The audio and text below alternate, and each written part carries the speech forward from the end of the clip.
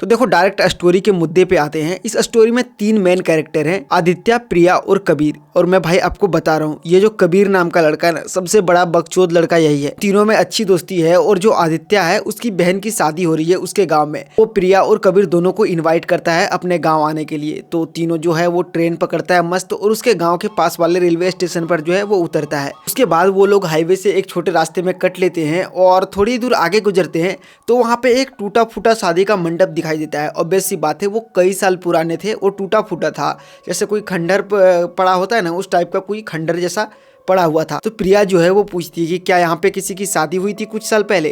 तो जो आदित्य है वो एकदम से डर जाता है और बोलता है चुप चुप, ये सब बातें मत बोलो, हमारे पूरे गांव वालों ने मना कर रखा है ऐसी बातें करने के लिए। इतना बात जैसे आदित्य बोलता है तो कबीर उसकी बात को टोकते हुए बोलता है कि अबे चोमू साले, तू इतने दिनों से हमारे साथ शहर में रह रहा है लेकिन तेरा बचपना अभी तक नहीं गया है। रुक, मैं अभी भूत को बुलाता हूँ। वो कबीर जो है वो खिड़की से अपना सर निकालता है और बोलता है ओ भूत, ओ भूत, भूत, ओ भूत तेरी माँ की, ऐसे करके बहुत सारी चीजों को वो बोलता है और धीरे धीरे आगे बढ़ जाता है। लेकिन आदित्य जो है, आदित्य के फटके हाथ में आ जाती है।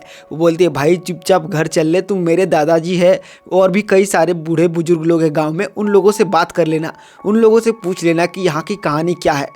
तो कबीर कहता है अबे फट्टू, उन लोगों से क्या पूछना है, तुझे अगर यदि भूत से इतना डर लग रहा है ना और सच में भूत है ना, तो चलो आज हम तीनों इस रात को आएंगे। आज तुम्हारे घर में हल्दी की रस्म है ना, जब सारे लोग बिजी रहेंगे ना तब हम तीनों आकर के देखेंगे कि यहाँ पे सच में क्या भूत है। आदित्य जो है, आदित्य को तो बचपन से ही डराया गया था तो वो डर के मारे बोलता है नहीं भाई मैं नहीं आऊँगा। तो बोलता है भाई चूतिए, तुझे कुछ नहीं होगा, इतने दिनों से तुझे कुछ होने दिया है क्या जो आज हो जाएगा तुझे कुछ। वो मना करता है कि भाई मैं नहीं आऊँगा। तो जो है प्रिया जो है वो बोलती है कि अरे फट्टू तू इतना क्यों डरता है, भूत सच में थोड़ी होते हैं, ये सब पुरानी जमाने की कहानियां हैं और ये सब उसी जमाने में हुआ करती थी। अब जो बात है वो आदित्य के ईगो पर आ जाती है। अब तो आदित्य भी कसम खा लेता है कि चलो आज आते ही आते हैं और भूत से मिलकर ही जाएंगे। ऐसे बात करते करते वे तीनों जो है वो घर पहुंच जाते हैं, फिर खाते पीते नहाते धोते फ्रेश होते हैं और तब तक शाम हो जाती है और हल्दी की जो रस्म है वो शुरू हो जाती है।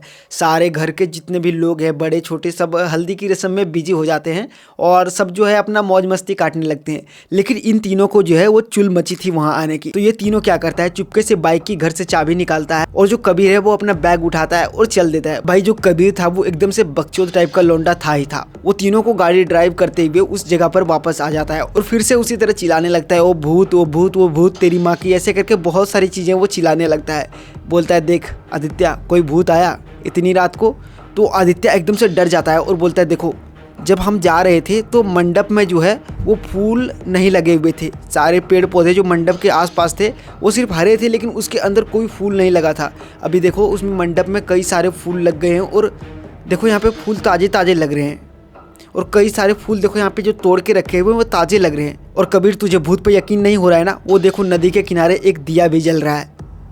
तो कबीर कहता है बे चूतिए, तेरे अंदर इतना डर है कि तुमने जाते समय देखा ही कहाँ कि यहाँ पे फूल लगे हैं कि नहीं लगे हैं, तुमने तो अपने आंखें ही बंद कर लिया था। तुझे कैसे दिखता कि यहाँ पे फूल लगे हैं कि पेड़ लगे हैं, साले हम लोगों ने भी देखा था कि यहाँ पे पहले से ही फूल लगे हुए थे, क्यों प्रिया। तो आदित्य जो है उसकी बात मान जाता है कि हो सकता है मेरा वहम होगा, मैंने नहीं देखा होगा। लेकिन फिर आदित्य कहता है कि वो जो दिया जल रहा है वो कैसे जल रहा है। तो कबीर कहता है साले वो जो है वो मून की रिफ्लेक्शन है जो पानी से रिफ्लेक्ट हो रही है। कबीर बोलता है कि तुझे अगर यदि इतना ही ज्यादा डर लग रहा है तो रुको, मैं तुम्हारे डर को आज खत्म ही कर देता हूँ। कबीर अपने बैग को निकालता है और बोलता है कि इसमें मैंने कुरकुरे चिप्स रखा है, अब मैं इसी मंडप पर बैठ करके खाऊंगा, फिर देखता हूँ भूत कहाँ आते हैं और कैसे आते हैं।